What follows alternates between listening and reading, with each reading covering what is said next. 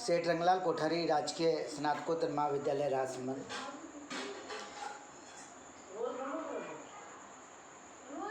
BSc second year और third year के लिए सेकेंड ईयर में पेपर फर्स्ट कसेरुकी unit second classification of amphibia आपके लिए यह वर्गीकरण प्रस्तुत कर रहा हूँ। मैं प्रेम सिंह चौहान, सह आचार्य प्राणी शास्त्र। उभयचरों का वर्गीकरण क्लासिफिकेशन ऑफ एम्फीबिया। पिछली क्लास में हमने उभयचरों के सामान्य लक्षण general characteristics of the amphibia का अध्ययन करा था। एम्फीबिया अत्यधिक विविधता प्रदर्शित करने वाला वर्ग या क्लास है। इनके जंतुओं को वर्गीकरण जो है किंग्सले नोबल ने दिया था, उसके अनुसार किया गया है। उभयचरों के वर्गीकरण के संदर्भ में हम कुछ बातें और करना चाहेंगे। जीवित एम्फीबियंस की 2500 जातियाँ पाई जाती हैं। इन 2500 जातियों में विविध प्रकार के रूप हैं। वर्टिब्रेट्स की तुलना में, वर्टिब्रेट्स की दूसरी क्लासों की तुलना में जो एम्फीबियंस हैं उनकी संख्या बहुत ही कम है। भूतकाल में एम्फीबियन में जो विकिरण हुआ, उस विकिरण की एकमात्र छाया का ये प्रतिनिधित्व करते हैं। यानी भूतकाल में एम्फीबियंस की संख्या अत्यधिक रही होगी जो समाप्त हो गए, और उसके रेडिएशन के कारण एक छाया मात्र का ये प्रतिनिधित्व करते हैं। एम्फीबियंस का काल की बात करें तो ये पैलियोजोइक से मीसोजोइक है। पैलियोजोइक का डिवोनियन पीरियड से मीसोजोइक के ट्रायसिक पीरियड में पाए जाते थे। कार्बोनिफेरस काल जो था, उस समय एम्फीबियन इस पृथ्वी पर डोमिनेंट स्थिति में थे, प्रभावी रहते थे। लेकिन काफ़ी लंबी अवधि हो गई इस काल को, इसके कारण ये अधिकांश विलुप्त हो गए। विलुप्त होने वाले एम्फीबियंस को यदि हम वर्गीकरण करें तो 10 ऑर्डर ऐसे हैं एम्फीबिया के जो विलुप्त हो चुके हैं, जिन्हें केवल अवशेषों के मात्र अध्ययन से हम इस वर्गीकरण में इनको सम्मिलित करते हैं। आज एम्फीबियन के जिस वर्गीकरण का हम अनुसरण कर रहे हैं वो जी किंग्सले नोबल ने दिया था 1924 में। इसमें सारे जितने भी एम्फीबियंस हैं उसके 6 ऑर्डर बताए गए हैं। इन 6 ऑर्डर में से 3 ऑर्डर तो विलुप्त एम्फीबियंस के हैं और 3 ऑर्डर जीवित एम्फीबियंस के हैं। पूर्व में जितने भी विलुप्त एम्फीबियंस थे उनको एक ही वर्ग में रख दिया गया, और विलुप्त का जो वर्ग बनाया उसका नाम दे दिया गया स्टिगोसिफेलिया। स्टिगोसिफेलिया शब्द एडम सेडविक से संबंधित है, इसलिए एडम सेडविक इन ब्रैकेट लिख रखा है। दूसरा वर्ग वो बना जिसमें जीवित एम्फीबियंस, जो जीवित एम्फीबियंस है, इसका जो दूसरा समूह बना उसको इन्होंने कहा लिस्ट एम्फीबिया। इस प्रकार एम्फीबिया एक क्लास है जिसकी 2 सब क्लासेस बन गई, 2 उपवर्ग बन गया। एक उपवर्ग बना स्टिगोसिफेलिया और दूसरा बना हमारे पास लिस्ट एम्फीबिया। ये वाला है स्टिगोसिफेलिया और ये लिस्ट एम्फीबिया। स्टिगोसिफेलिया में सारे विलुप्त आ गए, लिस्ट एम्फीबिया में सारे जीवित आ गए। अब बात करते हैं हम सबसे पहले कि स्टिगोसिफेलियंस की। स्टिगोसिफेलियंस में से जाने से पहले थोड़ी सी उसकी रूपरेखा को समझने के लिए हम इन स्टिगोसिफेलियंस के डायग्राम आपके सामने प्रस्तुत किया गया है। इसे देख लीजिए। जो अर्ली एक्सटिंक्ट टेट्रापोड्स थे, लेबिरिंथोडोंटिया में आते हैं स्टिगोसिफेलियंस।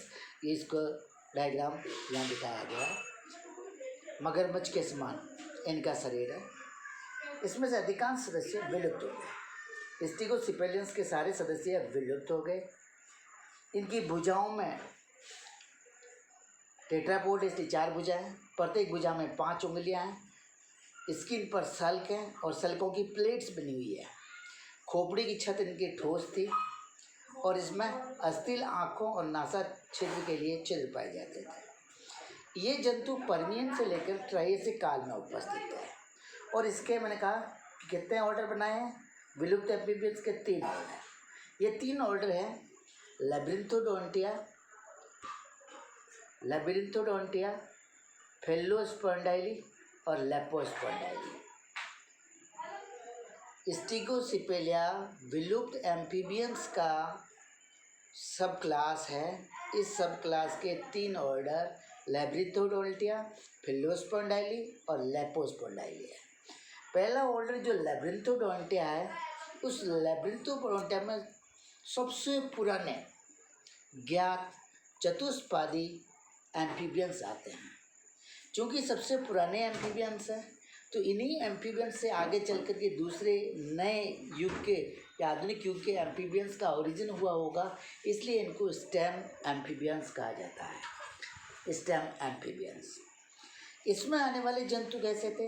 ये सैलामेंड्रा के समान थे और क्रोकोडाइल्स के समान थे।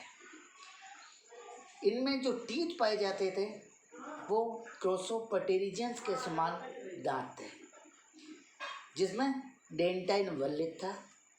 कार्बोनिफेरस काल से लेकर के ट्राइएसिक काल तक ये इस पृथ्वी पर राज किया करते थे। इस ऑर्डर के अंतर्गत आने वाले जंतु का नाम है एरियोप्स। लेबिरिंथोडोंटिया का एग्जाम्पल एरियोप्स है। लेबिरिंथोडोंटिया के बाद हमारे पास दूसरा ऑर्डर आ जाता है, तो ये दूसरा ऑर्डर कहलाता है फेलोस्पोंडाइली। फेलोस्पोंडाइली में के अंतर्गत छोटे सैलामेंड्रा आते हैं। छोटे सैलामेंड्रा लाइक जंतु आते हैं। इन जंतुओं में नलिकाकार ट्यूबुलर वर्टिब्रेज पाई जाती थी और नोटोकोड और नर्व कोड जो है दोनों एक ही कैविटी के अंदर बंद थी। इस तरह के नोटोकोड और नर्व कोड दोनों एक ही कैविटी में बंद थी। ऐसा माना जाता है कि ये जो जंतु हैं फेलोस्पोंडाइली वाले जंतु, ये आधुनिक एम्फीबियंस में जो यूरोडेला है, सैलिएंसिया और यूरोडेला के इनको पूर्वज माना जाता है। कार्बोनिफेरस काल से लेकर के पर्मियन काल तक ये पाए जाते थे। इसका एग्जाम्पल है एक ब्रैकियोसोरस या एक थायोस्टिगा, इसको कहते हैं। ये हमारे पास ब्रैकियोसोरस है, जिसका दूसरा नाम इक्थायोस्टिगा है, और ये इसका एग्जाम्पल है। तीसरी क्लास हमारे पास आती है फेलोस्पोंडाइली के बाद लेपोस्पोंडाइली। यदि अपन लेपोस्पोंडाइली की बात करेंगे तो लेपोस्पोंडाइली में छोटे सैलामेंड्रा ईल के समान जो एम्फीबियंस थे वो एम्फीबियंस आते थे। उनकी वर्टिब्रेट्स नली के आकार की थी, लेकिन लेपोस्पोंडाइली में आने वाले जो एम्फीबियंस है उनमें वर्टिब्री कैसी थी? सिलेंडरिकल वर्टिब्री थी, सिलेंड्रिकल वर्टिब्री।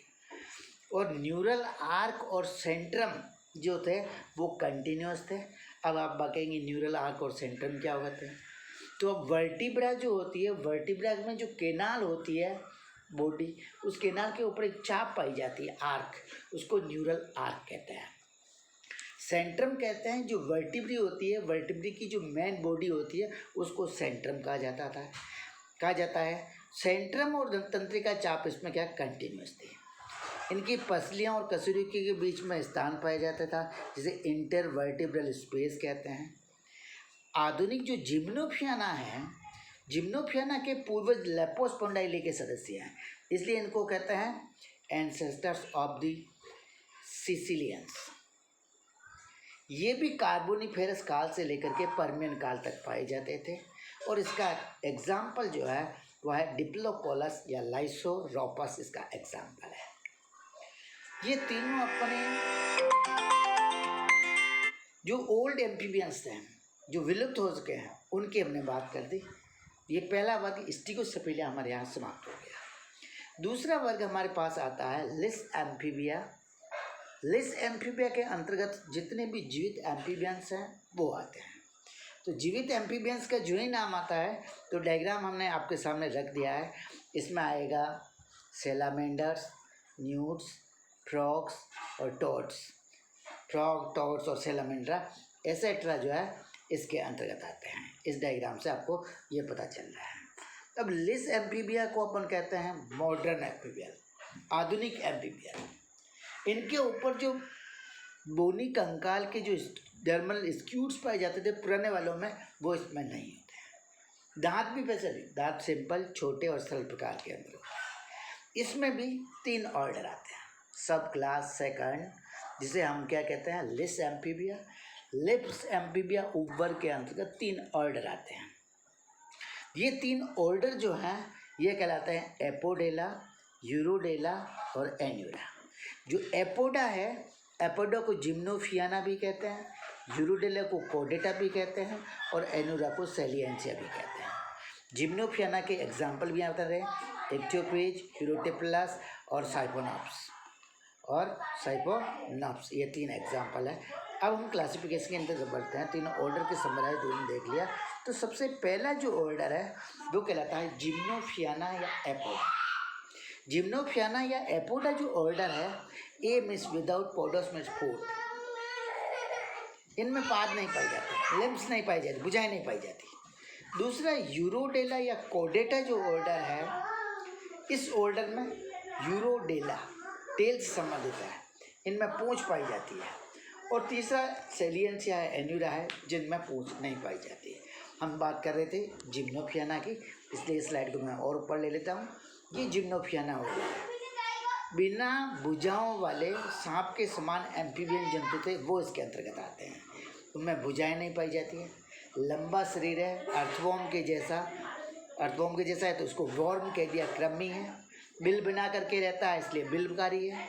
ये उष्णकटिबंधीय के आकार के जो सिसिलियंस है वो कहलाते हैं।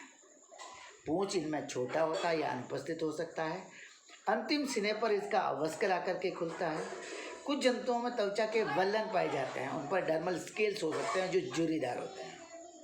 खोपड़ी इसकी कॉम्पैक्ट है, बोनी अस्थियों की बनी हुई छत है। भुजाएं और मेखलाएं इसमें अनुपस्थित होती है और नरों में एक कॉपुलेटरी जो है रिवर्सिबल पेनिस पाई जाती है। एग्जाम्पल ऊपर भी देख लिया था और इसके एग्जाम्पल है हमारे पास एक्टियोप्रिस और यूरोटिप्लस। ये जिम्नोफियाना के कैरेक्टर्स और इस ऑर्डर के। जिम्नोफियाना के बाद हमारे पास नेक्स्ट ऑर्डर आता है। ये ऑर्डर कहता था यूरोडेला। इस ऑर्डर को यूरोडेला या कोडेटा कहा जाता है। इनको टेल्ड एम्फीबियंस कहेंगे, पूंछ वाले एम्फीबियन। और वे एम्फीबियन जिनमें पूंछ पाई जाते हैं वो छिपकली के जैसे दिखते हैं, छिपकली के समान जंतु है। भुजाएं प्रारंभिक स्थिति में, इसलिए इनकी भुजाएं थोड़ी कमज़ोर होती है और सभी भुजाएं लगभग समान होती है।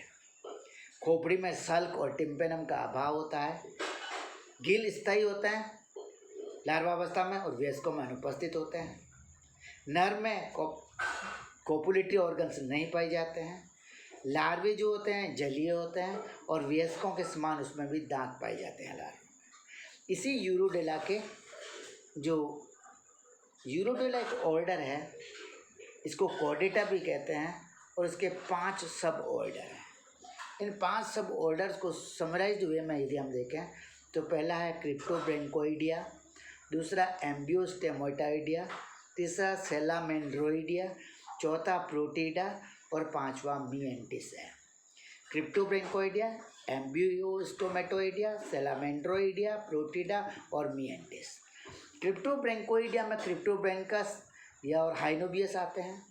एम्ब्रियोस्टोमेटोइडिया में एम्ब्रियोस्टोमा और एक्सोलिटल लार्वा आते हैं। जो सेलामेंड्रोइडिया है उसमें सेलामेंड्रा, एम्फ्यूबा और ट्राइटोन आता है। प्रोटीडा में प्रोटियस और नेक्टुरस आता है और मिएंटिस में साइरिन आता है। अब इनके एग्जाम डायग्राम बताने में टाइम लगेगा, इसलिए नाम मैंने आपको बता दिया है। अब आगे की क्लासिफिकेशन को हम कंप्लीट करते हैं।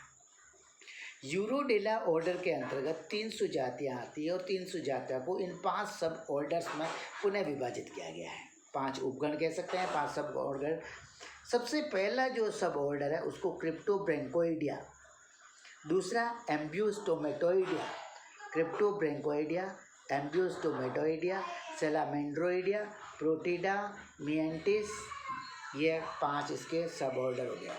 पहला सब ऑर्डर जो है जिसे हम क्रिप्टोब्रेंकोइडिया कहते हैं, ये प्रिमिटिव एनिमल्स है, स्थायी रूप से जल में निवास करने वाले हैं। वयस्कों में पलकों और गिल्स का अभाव होता है। एंगुलर और प्री आर्टिकुलर बोन्स जो होती है वो पृथक पृथक होती है और प्री मैक्सिलरी जो स्पाइन होता है वो छोटा होता है और निषेचन बाहरी होता है। ये इसके कैरेक्टरिस्टिक्स है। एग्जाम्पल है क्रिप्टोब्रेंकस और मेगालोबैट्रिकस। नेक्स्ट ऑर्डर, दूसरा ऑर्डर एम्ब्यूस्टोमेटोइडिया आता है हमारे पास। और एम्ब्यूस्टोमेटोइडिया में के अंतर्गत आने वाले जो सदस्य हैं वो उनके व्यस्क तो स्थलीय होते हैं और उनमें पलकें पाई जाती है। प्री आर्टिकुलर जो है एंगुलर के साथ समायोजित हो जाती है। बड़ा प्री मैक्सिलरी स्पाइन पाया जाता है और एम्फिसिलस प्रकार की वर्टिब्रा होती है और इंटरनल फर्टिलाइजेशन होता है। इसका उदाहरण एम्ब्यूस्टोमा है। अब यहाँ पर जब अपन ने बात करें तो मैं आपको एम्फिसिलस वर्टिब्री के बारे में बताना चाहूँगा कि ये जो कह रहा है कि वर्टिब्री जो होती है इनमें एम्फिसिलस प्रकार की वर्टिब्री होती है। एम्फिसिलस प्रकार की वर्टिब्री वे वर्टिब्री होते हैं जिनका जो सेंट्रम है वो सेंट्रम दोनों साइड से या तो अवतल हो या उत्तल हो या फ्लैट हो, तो ऐसी वर्टिब्रा को एम्फिसिलस वर्टिब्रा कहते हैं। और एम्ब्यूस्टोमा के अंतर्गत एम्फिसिलस वर्टिब्री पाई जाती है, इसलिए ये एम्ब्यूस्टोमेटोइडिया के अंतर्गत आता है। नेक्स्ट सब ऑर्डर हमारे पास है सैलामेंड्रोइडिया। सैलामेंड्रोइडिया जो ऑर्डर है उसमें सैलामेंडर्स पाए जाते हैं और सैलामेंडर्स की जो वर्टिब्री होती है वो ओपिस्थोसिलस प्रकार की वर्टिब्री होती है।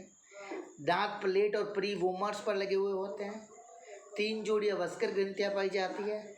इंटरनल फर्टिलाइजेशन होता है और इसके अंतर्गत आने वाले जंतु है ट्राइटन, ट्राइट्यूरस या न्यूट्स इनको कहते हैं।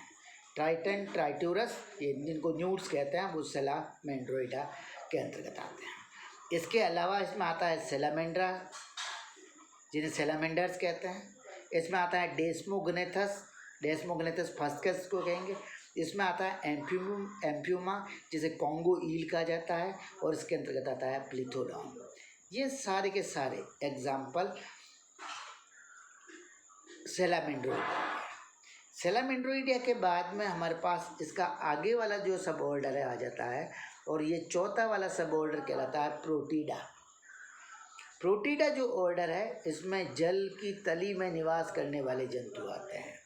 ये जंतु स्थायी रूप से लार्वा रूपों का प्रतिनिधित्व करते हैं। इसमें जो वयस्क होती है वो बिना पलकों के होता है। 3 जोड़ी बाह्य गिल पाए जाते हैं और 2 जोड़ी गिल स्लिट्स होते हैं। इसके अलावा इनकी खोपड़ी कार्टिलेजिनस होती है और बिना मैक्सिली के और जबड़ों पे दांत पाए जाते हैं। एग्जाम्पल इसका है प्रोट्यूरस जिसे ओल्म कहते हैं। दूसरा नेक्ट्यूरस, इसको मड पप्पी कहा जाता है, पंख पिल्ला। प्रोटियस और नेक्ट्यूरस दोनों प्रोटीडा के अंतर्गत आते हैं। चौथा ऑर्डर हमारे पास सब ऑर्डर है और इस चौथे सब ऑर्डर का नाम है मिएंटिस। चौथा सब ऑर्डर मिएंटिस जलवल निवासी है। स्थायी रूप से लार्वा अवस्थाओं का प्रतिनिधित्व करते हैं। इनकी अग्रभुजाएं छोटी होती है और पश्चभुजाएं अनुपस्थित होती है। 3 जोड़ी एक्सटर्नल गिल्स पाए जाते हैं। पलकें जो होती है अवस्क्रीय ग्रंथियों का इसमें अभाव होता है। जबड़े में श्रृंगी आवरण युक्त होते हैं। सब ऑर्डर मिएंटिस के अंतर्गत आता है साइरेन, इसको पंख ईल कहा जाता है, और सूडोब्रेंकस, साइब्रेन और सूडोब्रेंकस। ये हमारा ऑर्डर जो है जो यूरोटेला ऑर्डर है वो कंप्लीट हो गया है। समराइज वे में आपको बता दिया था। क्रिप्टोब्रेंकोइडिया सब ऑर्डर, एम्ब्यूस्टोमेटोइडिया, सैलामेंड्रोइडिया, प्रोटीडा और मिएंटिस, इसके 5 सब ऑर्डर हैं। 5 सब ऑर्डर के पश्चात अब नेक्स्ट हमारे पास ऑर्डर आ जाता है और इस नेक्स्ट वाले ऑर्डर को हम कहते हैं एन्यूरा या सेलिएंसिया। एन्यूरा या सेलिएंसिया जो ऑर्डर है ये ऐसे एम्फीबियंस हैं जो कूद कूद के चलते हैं। जब ये जंतु कूद के चलते हैं तो इनको लिपिंग एम्फीबियंस कहा जाता है। इन लिपिंग एम्फीबियंस में पूंछ का अभाव होता है। ये विशिष्टीकृत एम्फीबिया के जंतु हैं। इनके वयस्कों में पूंछ नहीं पाई जाती है और पश्चभुजाएं इस प्रकार से अनुकूलित होती है कि वे कूद सके, कूदने के लिए और जल में तैर सके, तैरने के लिए। वयस्क में गिल और गिल छिद्रों का अभाव होता है। सुनिर्मित पलकें होती है। टिम्पेनम पाया जाता है। स्किन जो ढीली व्यवस्थित होती है। सल्क विहीन होती है। मैंडिबल्स दांत विहीन होता है। अंश मेखला अस्थिल पसलियाँ और पसलियाँ ह्रासित होती है या फिर अवशेषी होती है। कशेरुक दंड बहुत छोटी छोटी 5 से 9 प्री सेक्रल वर्टिब्री जिसमें पाई जाती है और एक यूरोस्टाइल पाई जाती है। उसमें 2 डिप्रेशन होते हैं। इन दोनों डिप्रेशन में 2 कॉन्डाइल आकर के बैठते हैं। निषेचन हमेशा बाहरी होता है, कायांतरण पूर्ण होता है और इसमें चिर भ्रूणता रूपों का अभाव होता है। मेंढकों और बैंकों की लगभग 2200 जातियां हैं जो सेलियंसिया एन्यूरा के अंतर्गत आती हैं। इन्हें भी 5 उपगणों में या 5 सब ऑर्डर्स में विभाजित किया गया है। 5 सब ऑर्डर्स, 5 सब ऑर्डर। अब ये 5 सब ऑर्डर कौन से हैं, इनको हम यहाँ से देख सकते हैं। 5 सब ऑर्डर में एम्फीसिला, ओपिस्टोसिला, एनोमोसिला, प्रोसिला और डिप्लेसियोसिला, ये 5 ऑर्डर है। एम्फीसिला, ओपिस्टोसिला, एनोमोसिला, प्रोसिला और डिप्लेसियोसिला। एम्फीसिला के अंतर्गत ये सारे फ्रॉग्स एंड टॉड्स हैं। एम्फीसिला में एस्केपस और लियोपेल्मा, ओपिस्टोसिला में एलाइटिस, पाइपा और बॉम्बिनेटर, एनोमोसिला में पेलियोबेट्स, प्रोसिला में बूफो और हाइला, डिप्लेसियोसिला में रेकोफोरस और राना। ये जो क्लासिफिकेशन की हमने 3 अलग अलग वाइट स्लाइडें यहाँ पे लगाई है, एम्फीबिया के क्लासिफिकेशन की आउटलाइन रूपरेखा दी गई है। इसको प्रस्तुत करने वाले जी किंग्सले नोबेल थे, जिन्हें 1954 में नोबेल प्राइज़ मिला और ये क्लासिफिकेशन लिया गया है द बायोलॉजी ऑफ एम्फीबिया से। अब 5 जो हमने ऑर्डर सब ऑर्डर पढ़े हैं इसके, वो है एम्फीसिला, इसकी वर्टिब्री से इसमें एम्फीसिलस वर्टिब्री है। ओपिस्टोसिला में ओपिस्टोसिलस वर्टिब्री है। एनोमोसिला, प्रोसिला, डिप्लेसियोसिला है। एम्फीसिला की सबसे पहले हम बात करते हैं तो एम्फीसिला जो ऑर्डर है हमारे पास, इस ऑर्डर में एम्फीसिलस वर्टिब्री है और प्रीसेक्रल वर्टिब्रीज की संख्या 9 होती है। रिब्स जो होती है मुक्त होती है, 2 रिलेक्ट होती है और पूंछ की पेशियाँ पाई जाती है। निषेचन इसमें इंटरनल होता है। एस्केपस और लियोपेल्मा, एस्केपस और लियोपेल्मा 2 इसके एग्जाम्पल है। ओपिस्टोसिला में ओपिस्टोसिलस वर्टिब्री है और छोटी स्केपुला पाई जाती है। वयस्कों और लार्वों में पसलियाँ इसमें मुक्त होती है। इसके अंतर्गत आता है एलाइटीज। इस एलाइटीज को कहते हैं मिडवाइफ टॉड, मिडवाइफ टॉड, बॉम्बिनेटर, डिस्कोग्लोसस, पाइपा और जीनोपस, ये सारे मेंढक इसमें आते हैं। एक बार रिपीट कर देता हूँ। ओपिस्टोसिला के अंतर्गत आते हैं एलाइटीज, जिसे मिडवाइफ टॉड कहा जाता है। इसी में आता है बॉम्बिनेटर, इसी में आता है डिस्कोग्लोसस, इसमें आता है पाइपा और जीनोपस। अब तीसरा जो सब ऑर्डर है और तीसरे सब ऑर्डर के अंतर्गत, इस तीसरे सब ऑर्डर को हम कहते हैं एनोमोसिला। यहाँ स्पेलिंग मिस्टेक है, एनोमोसिला है ये। प्रोसिलस और एम्फीसिलस दोनों प्रकार की वर्टिब्री एनोमोसिला में पाई जाती है। ये मुक्त और अस्थीभूत पसलियाँ होती है। मुक्त और अस्थीभूत पसलियाँ अनुपस्थित होती है। ऊपरी जिब्ड़े पर दांत सहित होती है। एग्जाम्पल इसके हैं पेलियोबेट्स और स्केफियोपस, पेलियोबेट्स और स्केफियोपस। जो चौथा सब ऑर्डर है वो सब ऑर्डर कहलाता है प्रोसिला। प्रोसिला में प्रोसिलस प्रकार की वर्टिब्री पाई जाती है। 5 से 8 प्रीसेक्रल होती है। यूरोस्टाइल में 2 कॉन्डाइल पाए जाते हैं। पसलियाँ मुक्त, पसलियाँ इसमें एब्सेंट होती है। इसका जो एग्जाम्पल है वो है बूफो, सामान्य टोड जिसको कहते हैं, राइनोडर्मा, डेंड्रोबेटस, हाइला जिसे वृक्ष ट्री कहा जाता है, गैस्ट्रोथीका जिसे मार्सुपियन मेढक कहा जाता है। ये इस ऑर्डर चौथे प्रोसिला के एग्जाम्पल है। 5वां जो सब ऑर्डर है उसका नाम है डिप्लेसियोसिला। डिप्लेसियोसिला जो ऑर्डर है, इस डिप्लेसियोसिला में प्रथम 7 वर्टिब्री तो प्रोसिलस प्रकार की होती है, 8वीं वर्टिब्री एम्फीसिलस प्रकार की होती है और 90वीं वर्टिब्रिया जो होती है वो एंटीरियर सतह पर तो कॉन्वेक्स होती है और पोस्टीरियर पर उसमें 2 कॉन्डाइल पाए जाते हैं, एंटीरियर पर कॉन्वेक्स और पोस्टीरियर पर 2 कॉन्डाइल है। ये दोनों कॉन्डाइल जो होता है यूरो स्टाइल के जो 2 डिप्रेशन आएंगे उसमें जाकर के फिट हो जाएंगे। इसमें श्रोणि मेखला स्टर्नम से संयोजित होकर के फर्मी स्टर्नम का निर्माण करती है, ये और ख़ास बात है। पसलियाँ एब्सेंट होती है। इसका उदाहरण है राना, जिसे सामान्य फ्रॉग कहा जाता है, पॉलीपीडेटस और रेकोफोरस, जिसे वृक्ष फ्रॉग कहा जाता है। ये एग्जाम्पल और classification of the amphibia complete हो गया है। आज का जो हमारा असाइनमेंट है उस असाइनमेंट में हम आपसे पूछना चाहेंगे कि एम्फीबियंस के वर्गीकरण की रूपरेखा अप टू ऑर्डर तक का एक आउटलाइन क्लासिफिकेशन बना करके आप व्हाट्सएप के माध्यम से हमारे पास सबमिट कर सकते हैं। इंग्लिश में इसको कहें write down the outline classification of class amphibia up to order.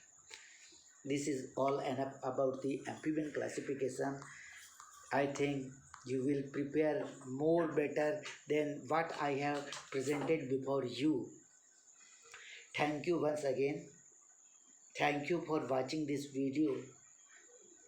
Video बनाने में काफ़ी मेहनत करनी पड़ती है, इसलिए छात्रों से ये अपेक्षा की जाती है कि आप इस वीडियो को अच्छे से सुनें, रोक के लिए प्रैक्टिस कर लें और अच्छे से याद करने के कृपा करावें। धन्यवाद।